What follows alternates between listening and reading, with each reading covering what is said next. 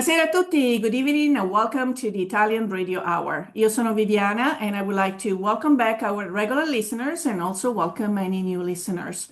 Also be sure to like us on Instagram and Facebook at Italian Radio Hour and subscribe to our YouTube channel to catch up on any past video interviews. Vorrei dare il benvenuto ai nostri ascoltatori da tutto il mondo, grazie per essere con noi anche oggi mentre continuiamo il nostro viaggio per l'Italia e la cultura italiana. Today, it is my great pleasure to welcome the Consul General of Italy in Philadelphia, Nico Frandi.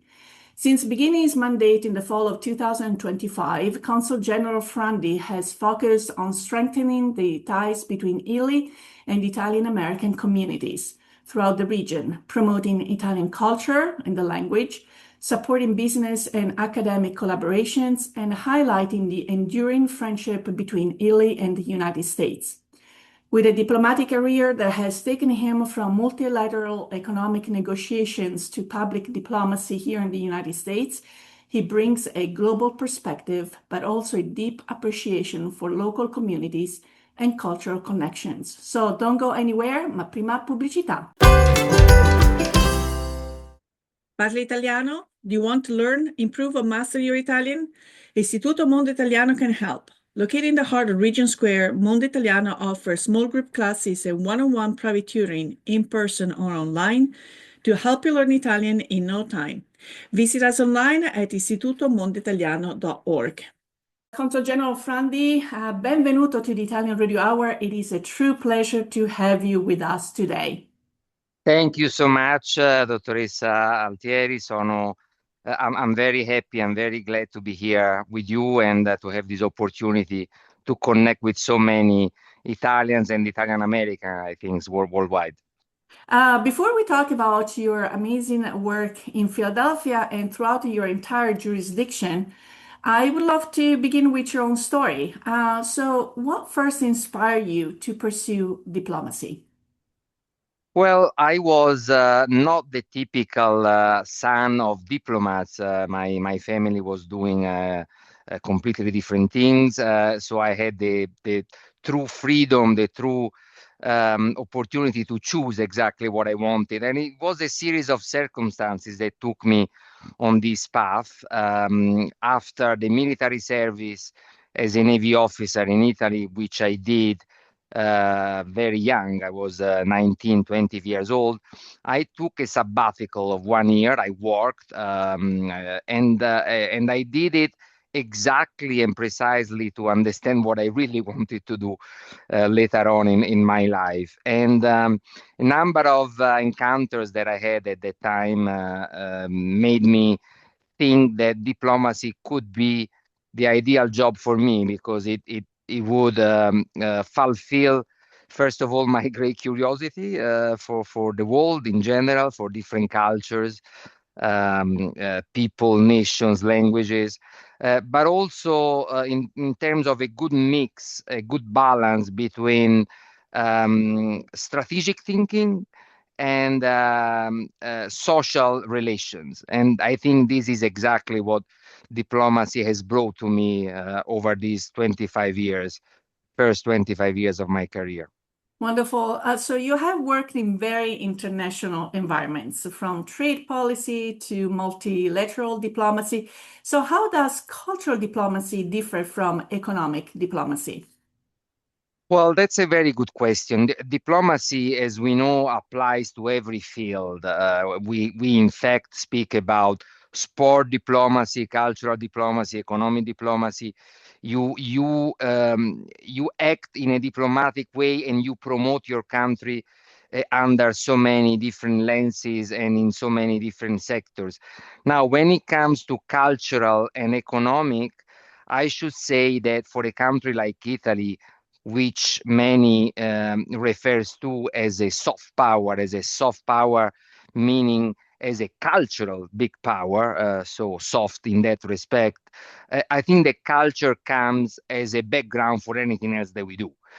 So I see personally an event that promotes Italian culture, Italian language, as a possible tool also to promote economy, in fact, because it's through our culture, our language, that we also make people aware of what we do, what we are, what we produce, the culture of excellence also that we have in so many economic sectors. So I, in fact, see the two things as intertwined, as very much linked one to the other.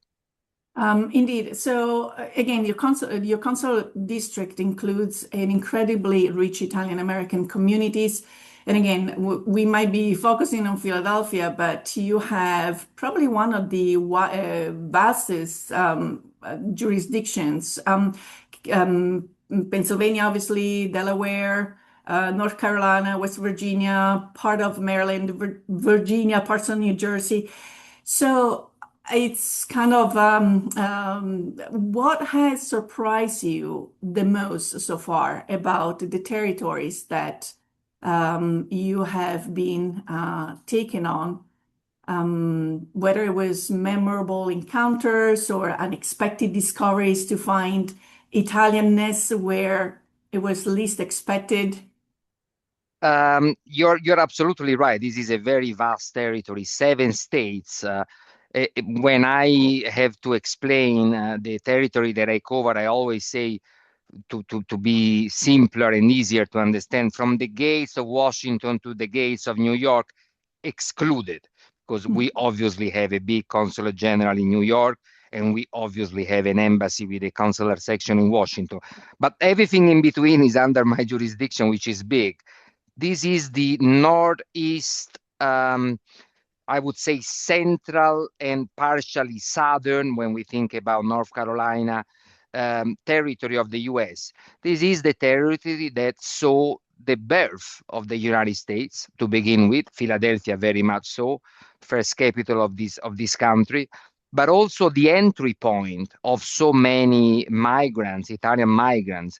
So those who were crossing the Atlantic and still are doing that, not anymore with the boat, but with the plane, they are normally landing here. They are landing in Philadelphia, in Pittsburgh. Some go to New York, some go to Boston, which is another jurisdiction, but it's the northeast entry point of the US.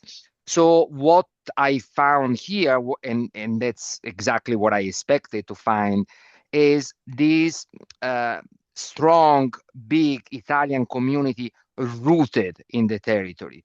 This is not a place where people come, pass by, and leave or go elsewhere. This is a place where people tend to stay, tend to develop their business, where you have now generation and generations of Italians that have been so successful. What struck me, what surprised me, the resilience and the incredible success of all the Italians that I've met here. No matter whether we are referring to the first generation, so the migrants that in many cases came empty-handed here to the US, or with simply a luggage, or simply following a relative, a parent, or a cousin, or whether we talk about the new wave of Italian migrants that are not in fact migrants, they are very qualified postdoc researchers or academics, and they come and they take very, very important positions in university, in industries.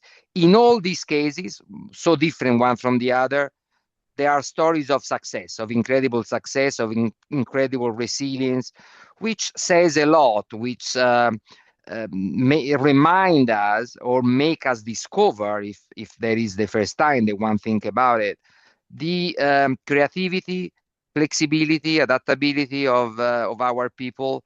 These are features, I think, that made us so successful abroad.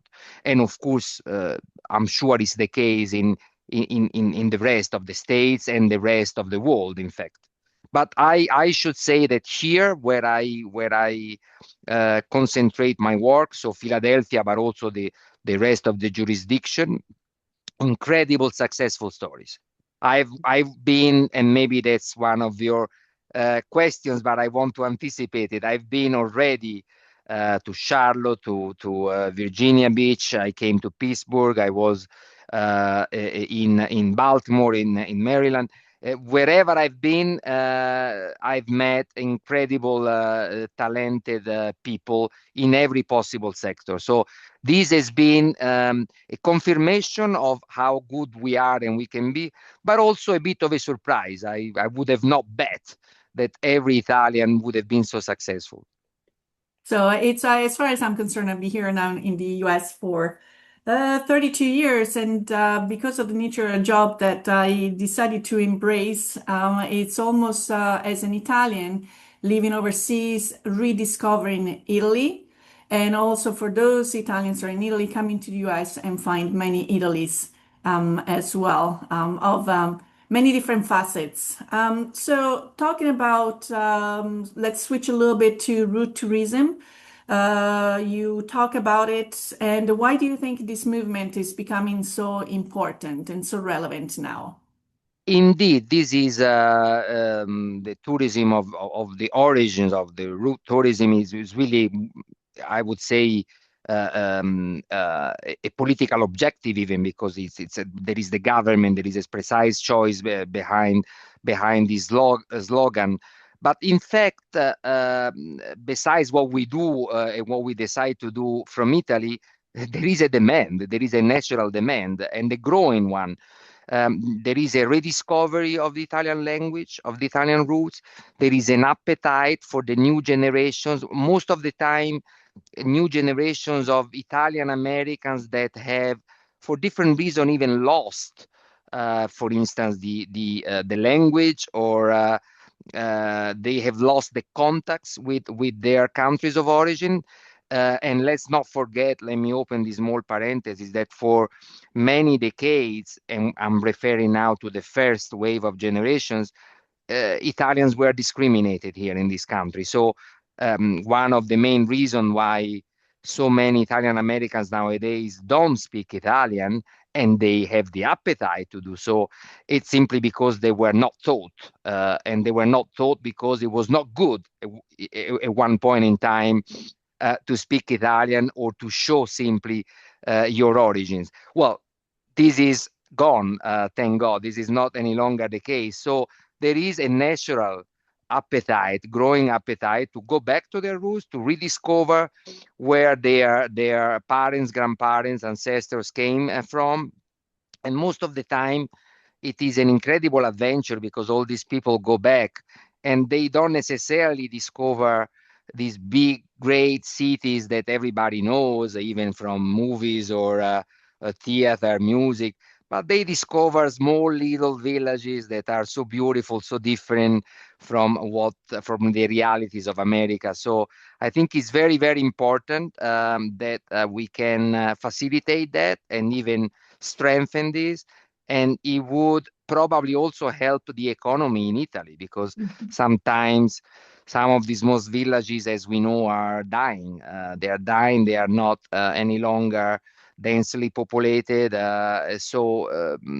Tourism of the origin or roots tourism can also be, in fact, an economic viable tool to revive the economy of many local realities in Italy.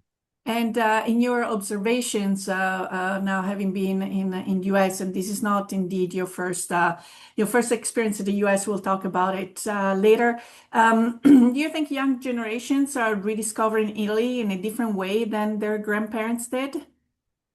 Well, that's by default. Every country changes over time. There are new trends, new fashions. We adapt to new realities. The world is now interconnected. There are a lot of influences coming from elsewhere. So it's natural that the image of Italy that still remains in the hearts and in the minds of the first wave of migrants, it's a completely different one from the one that people discovered in Italy. But that's the beauty of it as well. We are a country that has deep history, of course, deep values, strong traditions, very diverse traditions from a region to the other.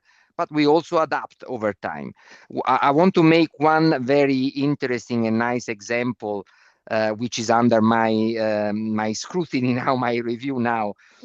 We are approaching June the 2nd, the Italian National Day, and I had to decide at one point what would be the colonna sonora, the soundtrack of the party. So of course we will have the national anthems played in the beginning. We will have some speech, including mine, or not just mine, but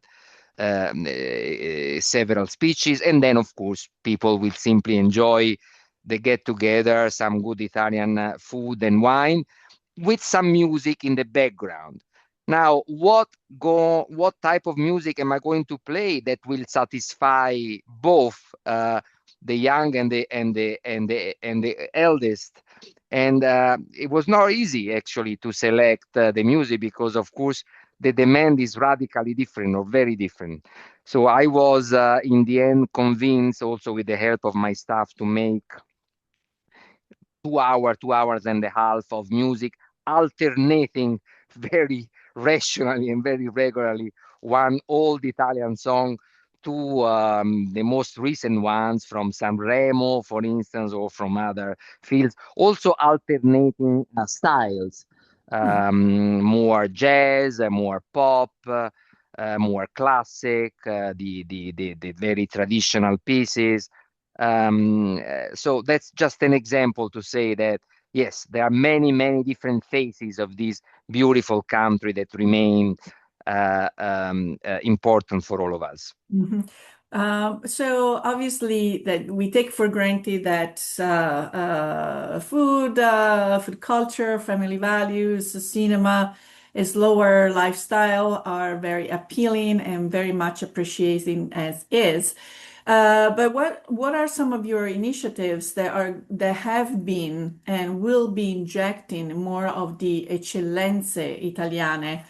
So we're talking about creativity, talent, Italian talent, scientific collaborations, artistic heritage, and also entrepreneurship in your 4-year plan. We met at a wonderful event that celebrated indeed both creativity, Italian technology, cars, and I'm sure that has been one of the many initiatives that are on your agenda. Indeed, indeed. You referred to the Design Day that we celebrated in February, which was very much concentrated on Italian car design, sport cars in particular. There was a very successful one, and it was the celebration of the Italian Design Day in the world. We have, thanks also to the work and the planning of our colleagues in Rome, in the Ministry of Foreign Affairs, we have a number of opportunities throughout the year, every year, to celebrate the Italian excellence.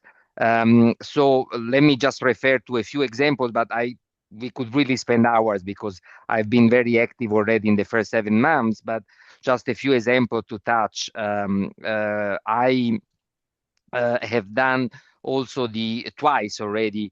I've celebrated the Italian Research Day, thanks to ISNAF, which is an association of researchers in the United States. In particular, there were several women that are working here in Philadelphia in the best universities and the best center of excellence, in particular in the sector of life science, the fight against cancer, immunology, nanotechnology, biotech. These are all sectors where we excel, not only as a country that produce materials, important materials, but most importantly as a country that provides human resources. And we have some of our most talented researchers and scholars that are working here at Penn, Temple University. So we did 2 events in this respect. In September, let me just mention one thing that will be coming. It's already planned, and I'm working on it. We will have the Fashion Week. So we are going to host an exhibition called L'Italia è Moda. It's an exhibition on emerging designers. So we are not necessarily any longer referring to these incredible Italian designers that are so famous worldwide, like Giorgio Armani, Valentino, and Dolce Gabbana, and many other. But we want to show the new talents, the emerging ones. So there will be an exhibition at Drexel University in Philadelphia, which will go on for 2 weeks with the show of the accessories and the costumes produced by the new designers, but also we will have a lecture, another lecture on the Italian design applied to textile and fashion. There will be a concert in the day of the opening ceremony. That's another example. Let me also touch, as I told you, I could go on for hours, but I'll just mention one last thing. Let me touch something that is more cultural and intellectual, but again, in this logic of linking culture with economic, I think is equally important. This year, it's special for the US, but is also, and in particular, special for my jurisdiction and for Philadelphia at the center of it. 2026 marks the 250th anniversary of the proclamation of the US independence, the first 13 United States of America that signed their declaration on 4th of July. Well, not many people knew, let me use the past because now probably they know a little bit better, that Italy gave a substantial contribution in terms of thoughts, ideas that fed the constitutional process of the US. So I have organized already a series of very successful lectures on the role and contribution of people such as Cesare Beccaria, Gaetano Filangieri, Filippo Mazzei. We did a lecture on the artistic and architecture contributions from Italy to the city of Philadelphia. So we show how many squares, monuments, buildings, sculptures have been either made by Italians or inspired by Italian art here in the city of Philadelphia. We will also publish a book on this specific subject that I just mentioned for last. So plenty of things, in fact, that we are realizing. One final comment is precisely and namely on business. Because of course there is culture that can promote culture and tourism, they can both promote the economy, but then there is business per se. I created a business networking group, which is simply a table of talented Italian Americans that meet regularly every quarter, every 3 months. They come from different sectors. They represent different industries, small, medium, big. And they simply interact and talk to each other, seeking new opportunities of business, both in the jurisdiction here in the States, so Italian enterprises or new professionals willing to come over, but also Americans wanting to invest in Italy.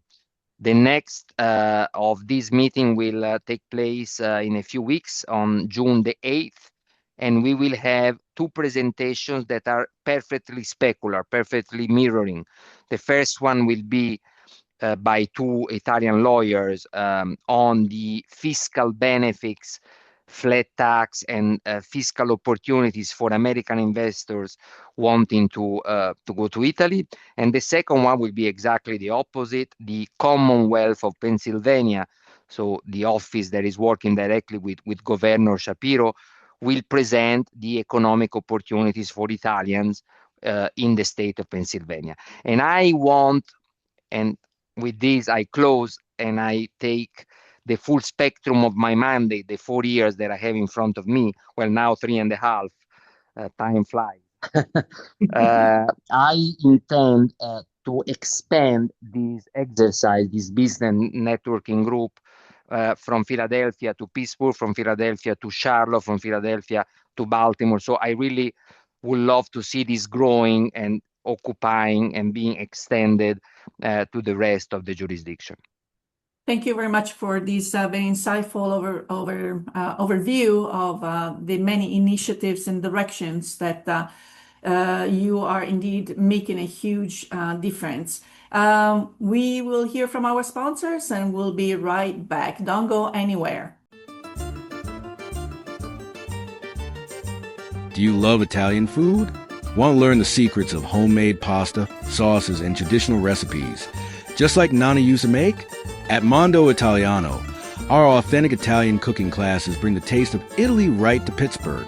From fresh pasta to regional specialties, every class is a delicious journey through Italy's culinary traditions. Spots fill quickly, so reserve your seat today. Call us at 412-478-2681 or find us online. Mondo Italiano, where Italy comes alive one dish at a time.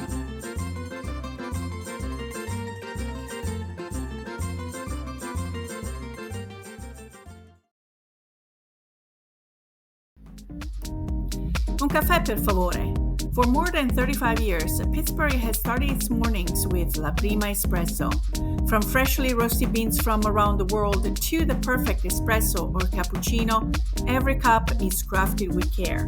Stop by and enjoy the warmth of our baristas and familiar faces, or bring the taste of Italy home. Order online today at laprima.com. La Prima Espresso, Pittsburgh's coffee. We are back with Consul General Nico Frandi, connecting directly from Philadelphia. And I just want to know more and more of the many different initiatives that he has been pursuing in his from the very beginning of his mandate. And obviously, we touched upon language and culture. And you were a Fulbright scholar from Columbia University, if I'm not mistaken. You have met with also Professor Francesco Musco, among others, to discuss expanding collaborative exchanges. At the World Affairs table, there were Italian students from the Istituto Gobetti Volta who participated under a sister city exchange program from Florence. So there is a huge focus on promoting academic and linguistic exchanges and put back the emphasis on learning the language. And so in this fast-paced, technology-oriented world, we're bringing back culture, we're bringing back emphasis, and how do we make that relevant to the general public? In fact, if you allow me, we are not bringing back, we are rediscovering how important and how central is a language when you want to embrace a culture. A language is everything. A language is a tool of communication. A language is a incredible, huge recipient of experiences, expertise, histories, talents. So by promoting the Italian language, we are in fact promoting the Italian way of life. And this is very important. We have here a principal from Italy, Professor Serafina Di Rosa, who is in charge, in fact, of education. So I'm very thankful to be able to rely also on her support. One first important thing is, so with her help, to map and monitor the evolution of the Italian language teaching in primary school, secondary schools, but also, of course, in universities. Italian language is taught also more and more also in universities. The American system, the American education allows, as we all know, to have electives, to have, to concentrate on maybe just for a semester or two on some, and to obtain credits on some foreign languages. So that's also an interesting way to expand the curiosity for our language, which is again expanding the curiosity for our culture as a whole.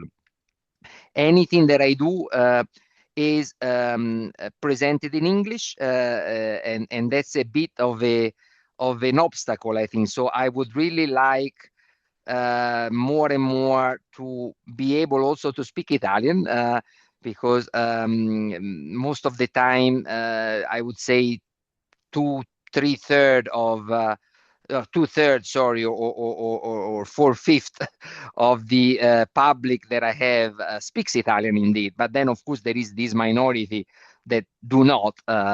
And so I have the obligation to address everybody in English. But it's very important that not only we teach Italian and we try to strengthen the teaching of Italian, but that we practice it.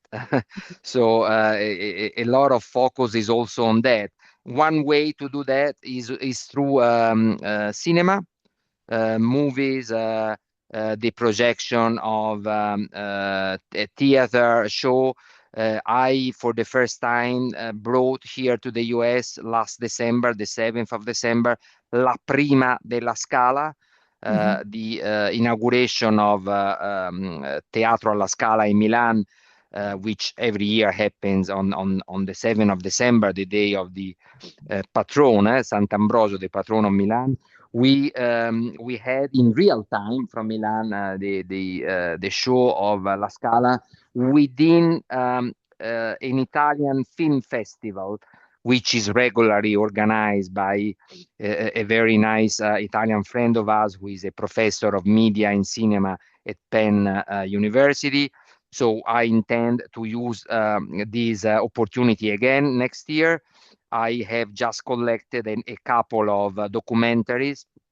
One is on is a series of interviews made in the Appennino region between Tuscany and Emilia-Romagna to the last survivors of the the partigiani who fought for the liberation of Italy between 1942, 43 and 1945.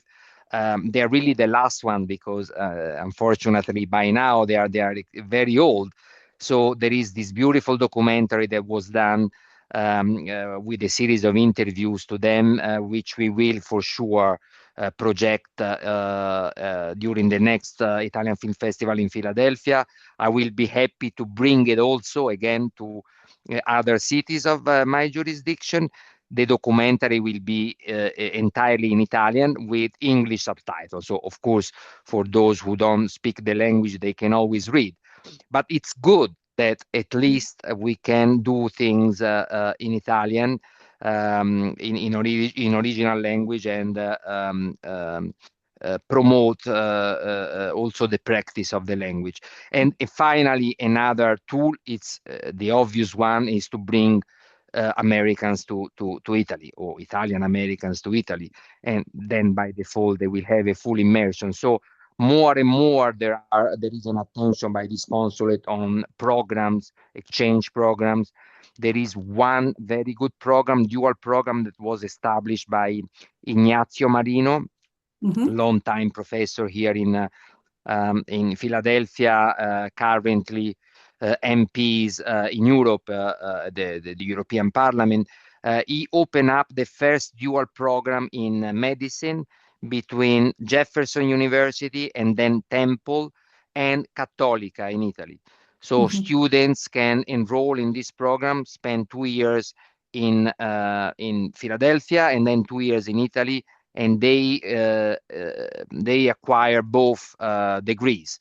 It is something I think that is very, very interesting, because in the end, it's not only about Italian language, Italian culture, Italian economy, is also about giving people the chance to work afterwards. So if their title is recognized in both countries, of course, open up different opportunities.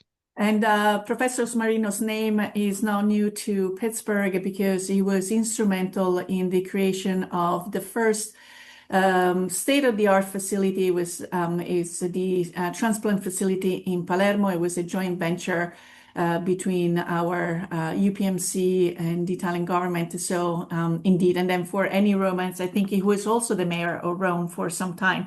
Correct. So, and perhaps, I'm just putting out there, we witnessed here in Pittsburgh the world premiere of Jitney by the August Wilson, the dramaturg, and Renzo Carbonera, who is a film director and also theater director, has managed over the years and with a lot of perseverance to have this beautiful play, Ginny, translated into Italian, and brought the Italian version to the American audience just this past week. So the actors were all from Italy.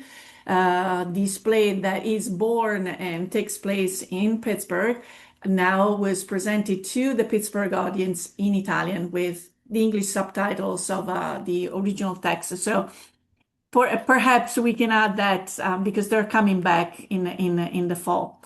Well, let me say to this, wonderful, well done, and I'm open, of course, to have it here as well. Absolutely. Wonderful. The other thing also talking about technology, but on a more practical site, the office, the consulate has been much more active on social media.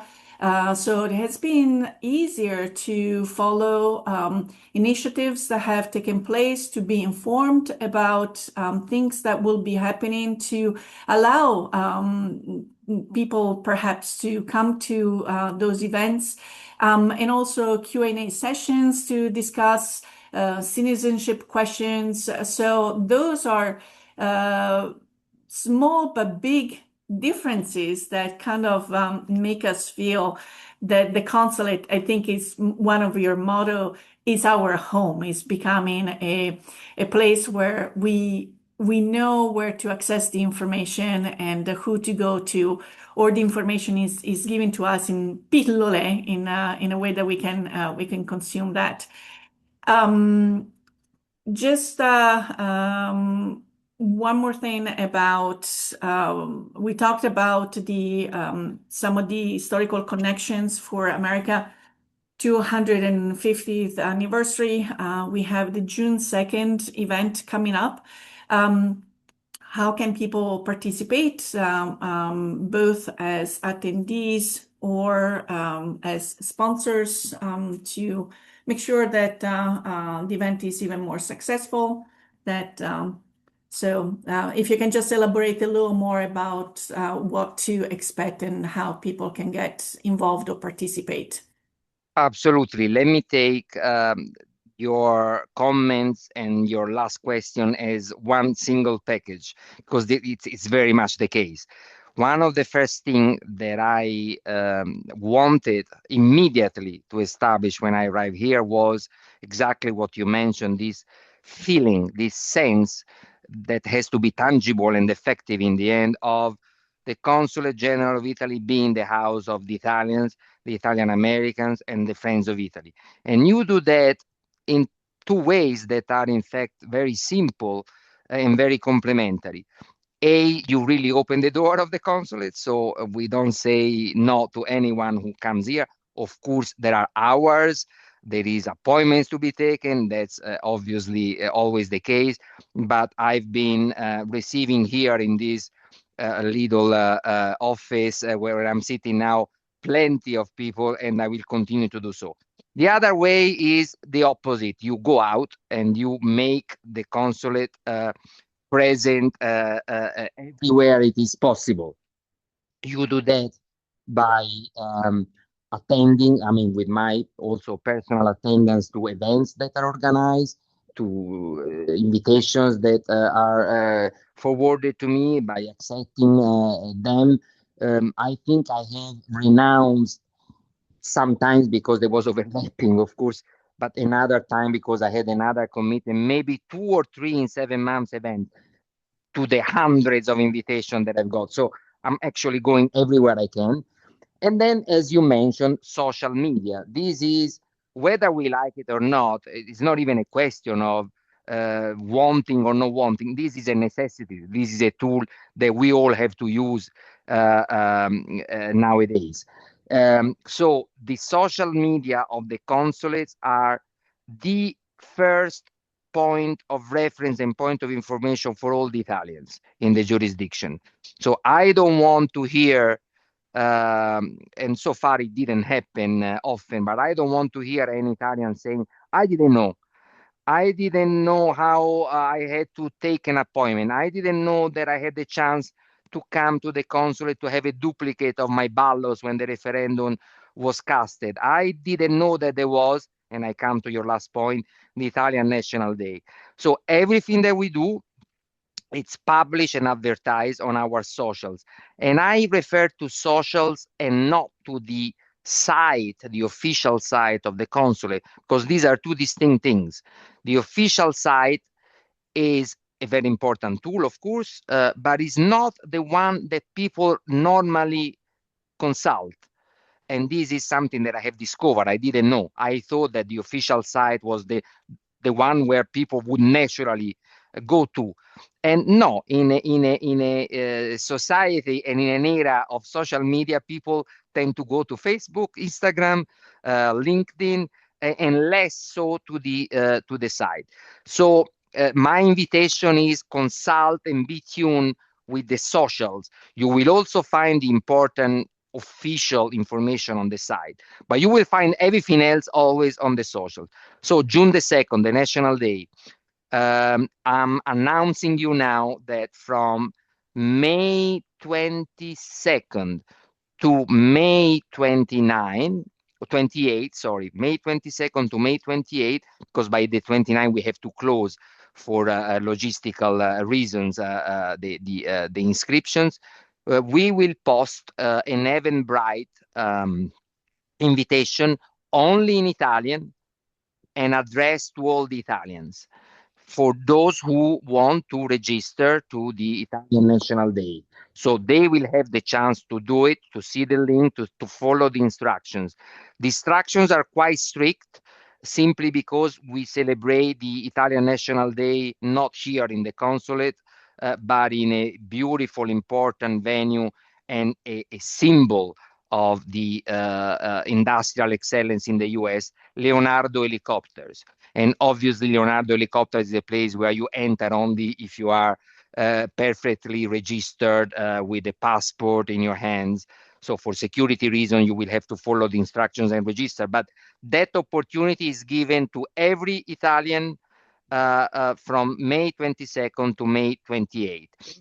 Obviously, before we open that, so starting a few months ago, I have invited already all the Italians that are normally registered in our files. I have extended, of course, invitations not just to Italians but also to the local authorities, to the diplomatic and consular body with which I normally interact. So clearly there are people who have received precise invitations. But the possibility for any Italian in the jurisdiction, whether it's coming from Pittsburgh, Charlotte, or elsewhere, it's given in that window that I just mentioned. Mm-hmm. Wonderful. One personal question to get to know a little more of the Nico Frandi as a person. You seem to be a Renaissance man. Fashion, art, the sea probably still calling your name. Can you just share a little bit about where you find joy to escape from the mounds of paperwork that usually surrounds you? Thank you for these questions and the Renaissance attribution. If I had to be very humble, I should reject it. But in fact, I come from Florence, so I welcome it. It's in fact related also to my roots. Yes, I love everything that is art. I paint myself. When I have the time, which is not much, but I find it very relaxing and very inspiring. So when I do have a little time, I like to do so. But I enjoy very much visiting galleries, museums. I like paintings in particular. I enjoy music, and I'm very lucky because Philadelphia is a center of excellence for music. You have the Kimmel Center, the Academy of Music, the Academy of Vocal Arts. So frequently attend shows, rehearsals, and so on. I also, of course, like to travel, but that's a bit of a problem because I can't do that much, except when I'm on a mission to visit other cities and other regions of my jurisdictions. Then there is another, let me mention this, another hobbies of mine that I like, but that I haven't yet had the time to do, but I think I would be able here in Philadelphia to do it, perhaps not only in Philadelphia. It's sailing. We don't have the sea here, but we have a beautiful big river, the Delaware River, that is passing by.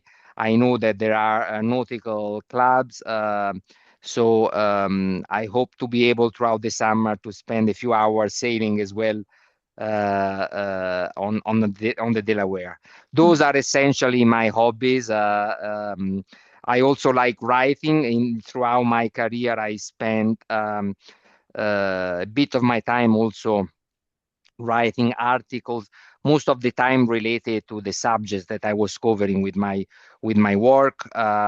This is also something that is very nice. It puts your brain on a different, I would say, on a different time span. When you write, you can allow yourself to look deeper or to look longer. While when you work as I do in all these things that we have discussed, it's normally very fast. Your thinking goes from one day to the other. You don't have much opportunity to think long term. So this is also something that I would eventually dedicate a bit of my time in these 4 years that I'm here. But I haven't yet come to any idea on what I could write upon. Maybe that's the subject for another conversation in the future. Absolutely, we will be here. So, Consul General Frandi, thank you so much for joining us today and for sharing your insights, your experiences, and your vision for strengthening the ties between Italy and the Italian American community here in the United States. But unfortunately, our time together is up for today. Il Big Ben ha detto stop, and it's time for us to say arrivederci e alla prossima. Thank you so much. Thank we you so much for your time and the opportunity to address the Italians and the listeners. Absolutely. So we want to thank everyone for tuning in into the program. And if you have any questions or comments, or if you have any topics you would like us to address, please contact us at italianradiohour@gmail.com. We would love to hear from you. And remember, if you or any of your family and friends have missed a prior episode or would like to listen to this episode again, subscribe to the Italian Radio Hour on YouTube or where you catch your favorite podcasts. And don't forget to share, because sharing is caring. So I would like to say grazie mille again to our consul. Thank you for being with us at the Italian Radio Hour today. And on behalf of Istituto Mondo Italiano and fellow Italian citizens in Pittsburgh, we invite you to come back and visit the new Italian Cultural Hub Center. Thank you to our sponsors, Istituto Mondo Italiano e La Prima Espresso. Until next time, alla prossima. Ciao ciao!